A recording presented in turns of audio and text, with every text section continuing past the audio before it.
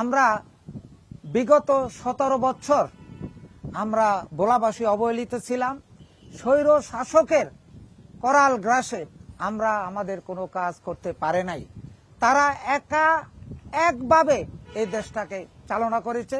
যে কথা বলেছে যে আমাদের বিগত স্বৈর শাসকের যে তোফায়েল আহমদ বাণিজ্য মন্ত্রী ছিল, সে ভোলাকে অনেকভাবে অবহেলিত করে রেখেছে, ভোলার মানুষের কণ্ঠকে রোধ করে রেখেছে, ভোলার মানুষের যে চাহিদা সেটা সে পূরণ করতে ব্যর্থ হয়েছে, এমনকি ভোলার মানুষের কথাও সে শোনেনি।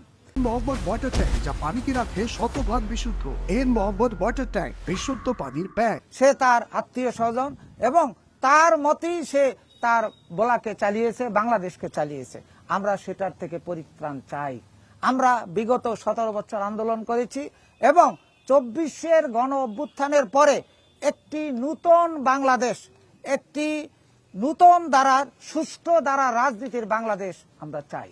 এবং আমাদের নেতা ব্যারিস্টার আন্দালিব রহমান পার্থের মূল মন্ত্র হলো, আমি সবাইকে নিয়ে রাজনীতি করতে চাই। ভোলা যেহেতু একটি অবহেলিত দ্বীপ, ভোলার উন্নয়নের জন্য আমি সবাইকে নিয়ে কাজ করতে চাই।